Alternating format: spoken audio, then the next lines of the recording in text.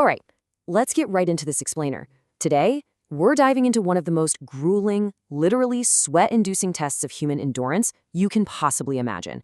Picture this. You're stranded on a deserted island with your friends. The stakes? Massive, because your one and only way off is to build a functioning sailboat entirely from scratch, using absolutely nothing but the untamed jungle around you and whatever random trash happens to wash up on the shore. We land on that island, or we die. I mean, just let that sink in for a second. That was the chilling, desperate reality facing this crew. They had one singular escape plan. There were no backup boats, no luxury resorts waiting in the wings, just the brutal reality of miles of open ocean separating them from salvation. So, what exactly happens when a desperate amateur engineering project goes head-to-head with the undisputed, totally terrifying power of the Pacific Ocean? Okay, let's dive into this. We are going to break down the ultimate battle between sheer human willpower and the unstoppable, completely unpredictable variables of Mother Nature. To really wrap our heads around the intense pressure these guys were under, we have to look at the ticking clock. 7. When the crew was first dropped off, they had a tiny crate of survival essentials and exactly enough water to last just 7 days. That's it. They genuinely had no idea how long it would even take to build a shelter, let alone a seaworthy vessel. So that clock was loudly ticking from the very second their boots hit the sand. And look, this island, it was definitely not some relaxing tropical getaway. While just trying to scavenge for basic materials, the crew faced a brutal, unforgiving environment that felt like it was actively trying to break them. We're talking extreme 100+ degree heat, the kind that literally gives you tunnel vision and pushes you to near heat stroke. And the wildlife? Oh man. They were dodging highly venomous fertile ant snakes, yellow eyelash vipers, and these massive wandering banana spiders. Actually, one of those spiders decided to just cuddle up in crew member Nolan's bed while he slept. So yeah, not exactly a 5-star resort. The physical toll was just staggering.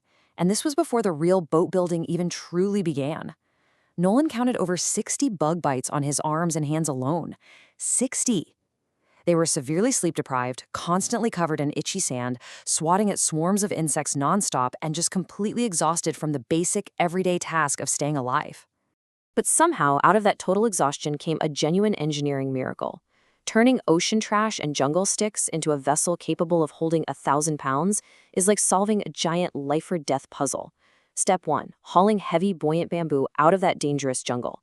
Step 2, scouring miles of rocky beach in the blistering heat just to find 4 intact, washed-up blue plastic barrels for their primary flotation. Step 3, tightly lashing 17 individual crossbeams on both sides of the raft. And finally, Step 4, constructing an ancient Polynesian-style crab sail out of bamboo and some scavenged fabric. The whole shebang. Now, a raft that just floats is great, but you actually have to be able to steer the thing, right? Enter the skeg. Basically, it's a rudder-like device that keeps a boat tracking straight. After a failed attempt to melt washed-up plastic into custom rudders, the team had to improvise by lashing down these flat, paddle-like pieces. This technical necessity was absolutely crucial. Without a skeg allowing the boat to cut straight against shifting ocean currents, they would just spin endlessly in the massive open water. So, after days of this grueling, back-breaking labor, tying knots and just praying they wouldn't unravel, they hit a massive milestone. The float test. If this pile of sticks and plastic barrels sank, that was it. Game over. They'd be back to square one with their water rapidly running out. But pushing it into the shallows, it actually floated. You could practically feel the immense relief washing over the team.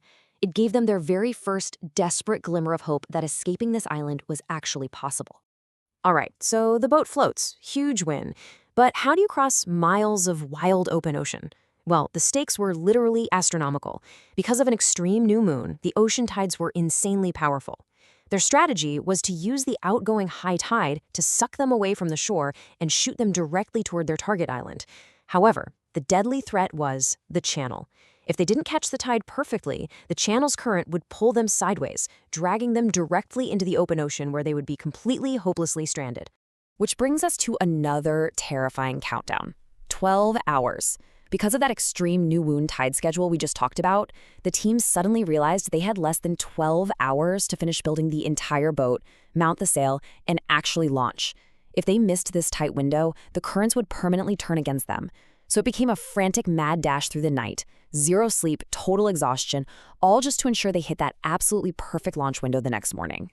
And Against all odds, they launched. Let's trace this agonizing timeline because it's wild. The voyage was roughly 5 miles in total. At first, the current pulled them out nicely, but soon they hit that dreaded channel. Here, the ocean violently tried to rip them off course. At 3.5 miles out, they were literally losing ground, paddling for their absolute lives just to keep from being swept sideways into oblivion. Finally, around the 2.9-mile mark, they managed to break free of the channel's grip. By the time they hit 1.0 miles left, hope triumphantly returned. I mean, it was a punishing emotional and physical roller coaster. To even survive that timeline without passing out, they had to implement a super strict rule. 15. The team realized pretty quickly that if all 4 guys paddled at maximum effort at the same time, they'd completely burn out before even clearing the channel. So the captain established strict 15-minute rowing rotations. 3 guys rowed as hard as humanly possible, while 1 took a 15-minute break. This was an absolute necessity to combat the onset of total muscle failure, severe dehydration, and just blinding fatigue under that scorching sun. But of course, out on the Pacific, absolutely nothing goes smoothly. A cascade of total disasters just kept testing their psychological and physical limits. Right as they hit the turbulent channel, Nolan's paddle violently snaps in half. Moments later, someone accidentally dropped a critical part of the boat into the deep water. Jimmy was hit with this debilitating seasickness, practically ready to vomit over the edge, while the entire crew suffered searing lobster-red sunburns. Their bodies were quite literally giving out on them. But here's the crazy part. Despite all of those disasters, after more than 8 hours of relentless, shoulder-burning rowing, a massive shift occurred. Land ho! We're almost there! The sheer, unbelievable elation from the crew when that target island finally came into clear, reachable view is just incredible to think about. They could see the individual trees on the shore. They were tracking the miles ticking down, 0.9, 0.8, 0.7. So here's the absolute most crucial point of the whole journey, the 95% mark. After roughly 11 agonizing hours on this makeshift raft, a mere half mile, just 0.5 miles, separated this completely drained crew from their ultimate salvation. Victory was so incredibly close they could practically reach out and touch the shore. All they had to do was push through that final little stretch. But remember those uncontrollable variables? With exactly 20 minutes left in their favorable tide window, they fully expected the wind to push them to the island. Instead, a brutal cross breeze smacks them right in the face. They expected the tide to pull them ashore, but the extreme tide violently shifted, ripping back out to sea. And instead of reaching land, their progress completely halted, and they began being pushed backward. Mother Nature instantly flipped the script on them. The water that was once pushing behind us was now pushing against us. Those are the heartbreaking words of a crew realizing they had just lost. Despite their desperate screams to paddle harder, despite fighting through massive waves with everything they had left, the changing current effortlessly overpowered their 12 hours of nonstop, agonizing exertion. They were going backward, helplessly watching the island they had worked so hard to reach slowly slip away from their fingertips. Ultimately, this is a story of defeat. After getting within just a half mile of their goal, with their bodies completely broken and their boat at the total mercy of the outgoing tide, the crew had to make the call. They fired their rescue flare. They were picked up by a helicopter after 12 grueling hours of paddling. It's such a deeply poignant lesson, isn't it?